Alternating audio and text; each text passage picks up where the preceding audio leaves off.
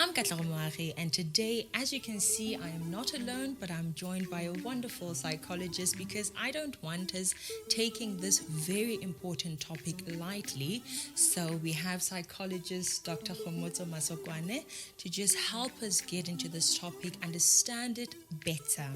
Welcome, Doctor. Can you just tell us a bit about yourself before we get into this? Thank you for having me, Katlego, and thank you for taking time out to talk about this very important and very critical issue that faces our people today. I'm Dr. Kgomotso Masokoane. I am a counseling psychologist by profession. Basically, that's it in a nutshell. And with your knowledge, with your experience, your profession, can you just tell us a bit what mental health is? I know we talk about it a lot. You hear the word mental health being spoken about here and there, but what is it really? Mental health encompasses a variety of things that have to do with your overall well-being. It's the emotional aspect, it's the physical aspect, it's the social aspect. Basically, it's a systemic thing that helps in how you function, your daily functioning, how you cope, how you deal with things, how you deal with your daily life, how you deal with trauma, how you deal with any changes that happens in your life that affects your psyche, your overall mental well-being. Mm-hmm. So from what you are saying, it's not something that's based only on mental... No. It encompasses... there's a lot of things that feed into your mental well-being. Mm-hmm. You know, you can... Because I think when we use the term mental, then people automatically just assumes it's about your mind. Mm-hmm. But everything, there's internal and external factors that feed into your overall mental functioning. Mm-hmm. You know, so what happens on the outside world, what happens in your family, what happens at work, what happens within your social group, that feeds into your overall mental well-being. And also the internal aspect is that's how you see yourself, how you perceive the world. Are you happy? Are you sad? Are you really not bothered by anything? Those kinds of different things. Overall, everything, every little bit, they come to make a whole, and that that feeds into your mental state. Mm-hmm. And understanding how mental health is about all these other things, can you tell us, what does mental ill health look like? So, when it comes to mental ill health, it's a simple example is when we say somebody, e.g., depression. Mm-hmm. You know, those are the common ones: depression, schizophrenia.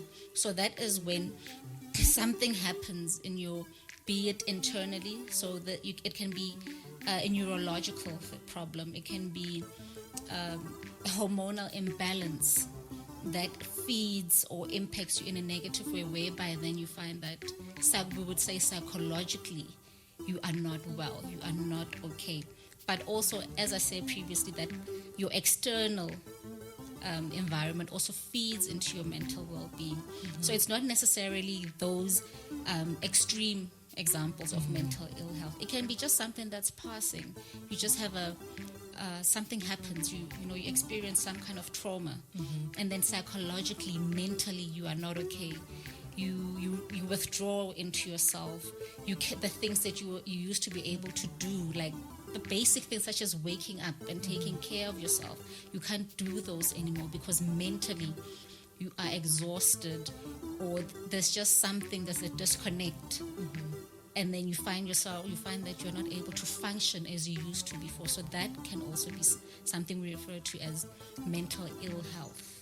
Okay.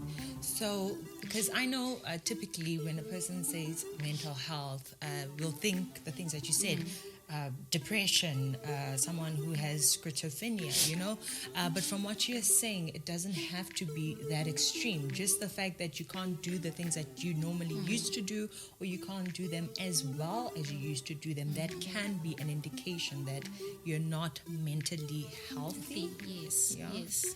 Okay, so that's I know a lot of us, myself included, when I think going to a psychologist, when I think being mentally unwell, that's what I would think about. I would think about, no, this person has to be really down in the dumps of depression and that, but that's not what it's all about, as the good doctor is telling us. So, doctor, can you just tell us what causes mental ill health? I think, as I've briefly touched on, it can be, it's just different things that can impact you in such a way that you end up having a mental illness. So there is that neurological aspect to it. There's a genetic link to it as well. When it comes to genetics, if somebody in your family, say a parent or an your extended family, there's a history in your family of mental illness, where somebody had some form of mental illness, then the likelihood that you are more susceptible to it is increased. So that means that whereas you might be able to cope with a little trauma, you're in a car accident, you bump someone, and then you're fine, but then somebody else who has that predisposition to mental illness, that thing, it just shocks their system to such an extent that then they can't function. And that's just one of them. And then there's the psychosocial aspect of it. What happens in your family, within your household, within your environment? You lose your job. Somebody else might say, oh well, it happens. Let me move on. Let me now apply for more jobs. Somebody else, it's like, wow, this is the end of the world. I'm a failure. I can't even keep something as simple as a job. This is my identity. Now I've got nothing. And then they fall into this depression and they can't see beyond this current loss that they've had. So it's those things, those little things, something that's minor to somebody else, it's so major in another individual that then it causes them to sink into a kind of mental illness state. That makes me think of episode 1. If you haven't watched that, be sure to check it out. In my instance, I went through miscarriage, and then I felt like so many other people are going through it. My husband has gone through it. Like, why should I feel so low? And then that kind of made me feel like you don't deserve, or you shouldn't overestimate this thing. You shouldn't even be feeling this way, because so many other people go through it. What can you say to that? Because so many of us go through what many other people go through, and that makes us feel like, no man, get up, wake up, be strong. But even though you tell yourself, be strong, you're not actually strong. What can you say about that? Yeah, and that is one of the misconceptions that people have, or the reactions that people, just because I went through it and I'm fine, so everybody else should be fine. So that's one thing we need to change. That you can't compare your experience of something to somebody else, because we are all different individuals. We experience the same things differently, and it's very important that we stay cognizant of that, and we don't we don't project our own ways of dealing with things onto other people. So how you deal with your own trauma, with your own loss, that's your journey. You have a right to deal with it however you want to, however long it takes you. Just because the next person who went through the exact same thing, after 2 days they are fine, doesn't mean you also have to do it in the same way. You are entitled to own your feelings, own that loss that you are feeling, and that state whereby you feel like, I just can't anymore. Because that kind of a loss that you mentioned, that it hits differently with everyone. So for you, you're probably just feeling like, oh, why me? And what did I do wrong? Am I being punished? So we process it differently. So somebody else might have been like, oh well, it happens. Depends on when it happened. Oh, it wasn't a baby yet, so it's fine. I'll try again. I wasn't meant to have this one, and then they move on. But somebody else is like, wow, I've been trying for so long. I wanted this so much. and just as soon as I have get it, it's it. taken away. I am being punished. So it's a lot of things that happen. So, as Dr. KG has mentioned, you need to look at yourself, your situation as an individual. Don't try and compare yourself to other people and say this one lost their job and in 2 months they were fine, or this one lost their marriage, went through a divorce and they were very able to just jump back into life or new relationships. You look at yourself as an individual, go through your feelings, allow yourself to feel what you're feeling, and if you need help, extra help, allow yourself to even seek that so that this doesn't affect you in future. And just for people to understand, what do the symptoms of mental ill health look like? What are some of the typical symptoms we see? Well, when it comes to the symptoms of mental ill health, there's a variety of them. The most common one being, all of a sudden this overwhelming feeling of sadness that will not leave you. Things that used to give you pleasure don't give you pleasure anymore. So say you were somebody who liked to run. You don't do that anymore, or you don't have that energy to do it anymore. Your mood changes. You used to be this bubbly person, and now you've got this constant low mood. Nothing people do makes you happy. You can barely force yourself to smile or laugh at something that you used to find funny.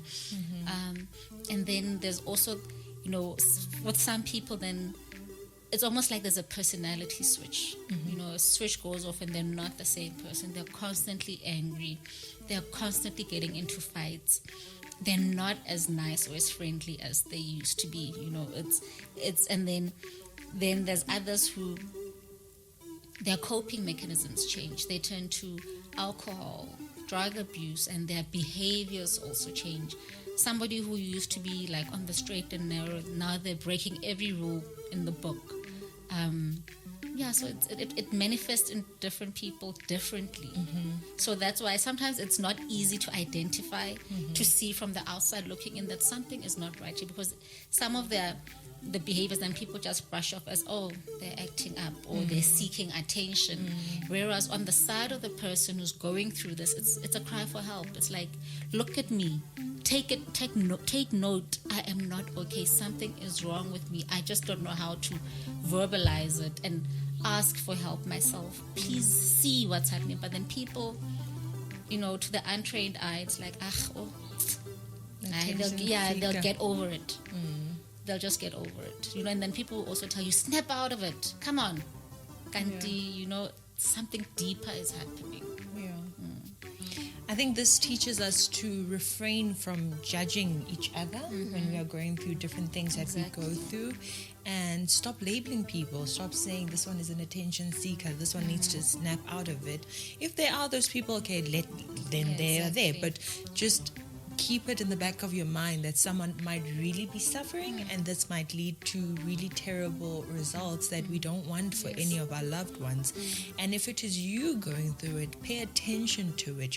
Be intentional about your own personal mental health, even if those around you might not understand, even if they don't realize why you should even be seeking any kind of help. You need to pay attention to yourself and take your mental health seriously.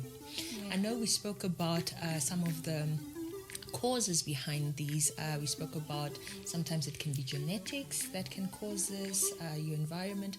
What are the other things that can lead to people feeling this way, behaving this way?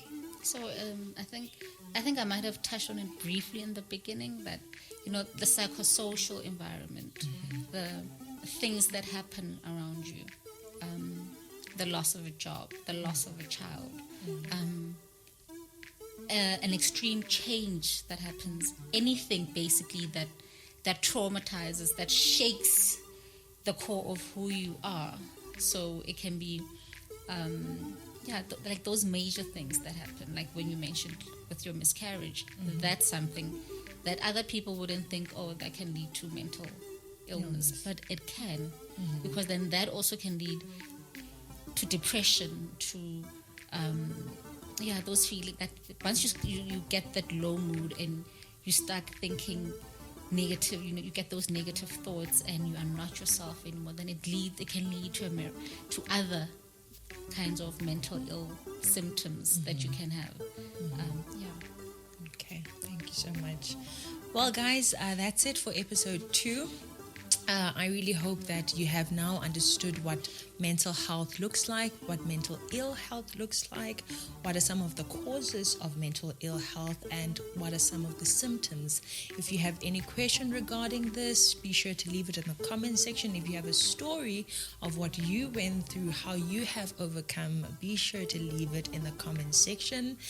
And be sure to subscribe and click the notification bell so that you are notified the minute we bring out the 3rd episode and bring out mental awareness. Thank you so much for watching. If you did enjoy it, click the like button and share with others. I'm sure many other people need to know this. Many other people are not having this awareness that we are trying to drive in October, which again is Mental Health Awareness Month. Till next time, bye for now.